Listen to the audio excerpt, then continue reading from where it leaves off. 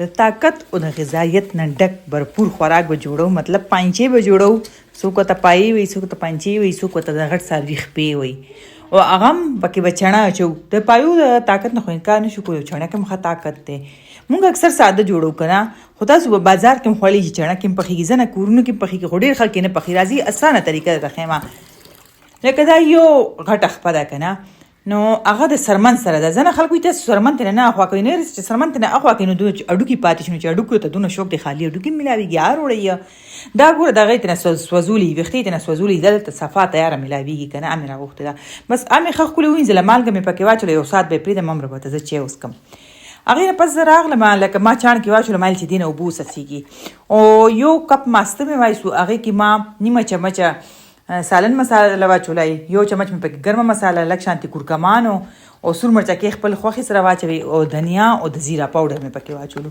اکثر د دنیا او زیره پاوډر چې زه یو ځای جوړ کړم دا کېدم که نه، چې ولې د دې جوړي ډېره بیسټ ده. دا مې مکس کړو، ښه دې خوا یو پیاز ما لږ شانتې غوړو کې سور کړو، ډېر غوړي نه دي، که غوړي او که تیلي، خو چې زما منې غوړي مه استعمالوئ، کوکینګ آیل ډېر ښه شی دی. نو چې هغه پیاز داسې ګولډن شو نو هغې کې ما دا پایه واچوله. پایه به ورته وایم ولې چې یو وه که نه، تاسو وایي چې پیسونه دي نو چلو پاینچې پکې واچوئ. اوس به دا مونږ لږ شانتې سره کوو، دې سره به مونږ د اوږې او د ادرک پیسټ واچوو. اکثر چې کله مونږ غټه غوښه پخوو که نه، مالګه مې پکې واچوله، نو دې کې مونږ د اوږې او د ادرک پیسټ زیات استعمالوو بنسبتا د سبزیانو د دالونو نه. مونږ غوښه کې دا زیات استعمالوو، نو تاسو که ما پکې زیات واچولو. اوس به دې سره مونږ دا سره کوو، دونه به یې سره کوو که نه، لکه داسې ووایي چې 7 سے 8 منټ به یې سره کوو، چې دا پانچې چې دي پایې وګوره دي لږ رنګ هم بدل شو، دې کې لږ دا پیاز چې دی په هلکولو باندې شو. دا سره کولو مقصد دی که نه چې دې سره چې کم سمیل یې هم ختم شي او د دې خوند هم مزېدار شي. امې مې د الله وبخښي، هغې به وایي چې کټوه چې څونه زیاته سره شي دونه به هغه مزېداره لګي. نو دې کې اوس ما هغه د مستو پیسټ واچولو چې کم ما جوړ کړی و، ستاسو په مخکې مې جوړ کړی و، ګوره دا راته ونه وایي چې پټ مې جوړ کړی و. امې پکې واچولو، او والله چې دا سمسې وال پکې داسې ګرانه سره ده چې دا ته سمسې بېکاره ده، خیر دا تاسو هم راته وایي. دې کې ما اوس واچولو د شنو مرچکو او د پودینې پیسټ، هغه ما سره کیوبس پراته اکثر چټنۍ دپاره ما ایښي، نو یو مې پکې هغه هم واچولو. ما څه وویله اوس فرش پودینه او شنه مرچکي یا دنیا ټکې، نو بس وګورئ خو دا مساله چې ده دا تقریبا داسې ما ووایي چې 3 نه 4 منټه سره کا. پهله ما پانچې سرې کړې 5 سے 6 منټ. اوس دې کې ما اوبه واچولې، اوبه وله ما په ګرمولو ایښې وې، ما چې لږ د ټایم بچت وکړمه، نو بس اوبه پکې به زیاتې اچو خو کمې به نه اچو. او اوس به دې کې مونږ واچو چڼه، دا ما 1 غنټې مخکې خوشته کړې وه، یو نه 2 غنټې مخکې مې خوشته کړې وه. نو امې پکې واچوله، داسې 1 کپ دغه وه. اوین ما سره یشېدلې چڼه شته، دا فریزر شوې ما ایښي، چې کله مونږ ته ناشتې کې پکار شي، روجو ته پکار شي، هغه بس دغه کو. اوبه مې پکې زیاتې واچولې.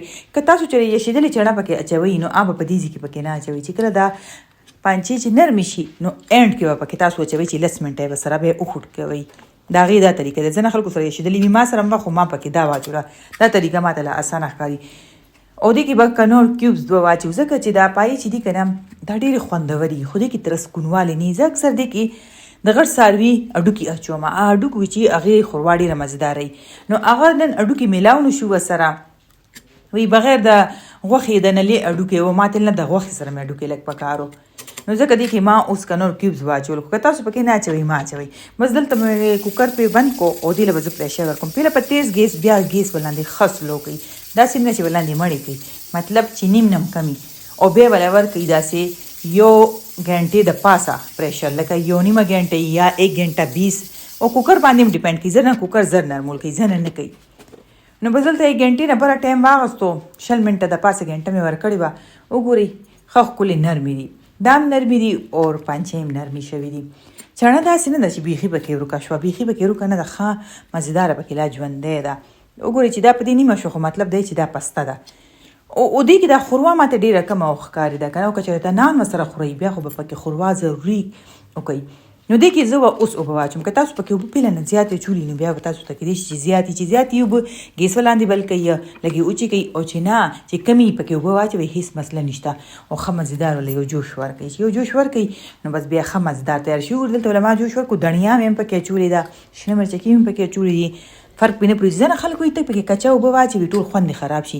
یاره دا کوکینګ مونږ کوو که تاسو کوئ، دا خبره چې صرف تاسو له درځي، مونږ له خو سم نه راځي، مونږ له خو کټوی هم بار نه راځي، مونږ له خو پخلي هم بار نه راځي، او هېڅ خو کچه خوند پکې نه راځي، هېڅ ذایقې باندې فرق نه پرېوځي. او مکه ذائقه چې وسره جوش ورکوي او سره ټیسټ چې دی اوبه وسره بالکل یو شانتي شي څنګه مخکې ښوروا وه مزیدارې د طاقت نه ډکې پانچې شوې تیارې فرسټ یې وخورئ نایټ کې مطلب شپې کې سیکنډ یې وخورئ ناشتې کې پراټې سره چې په خوند به یې پوه شئ.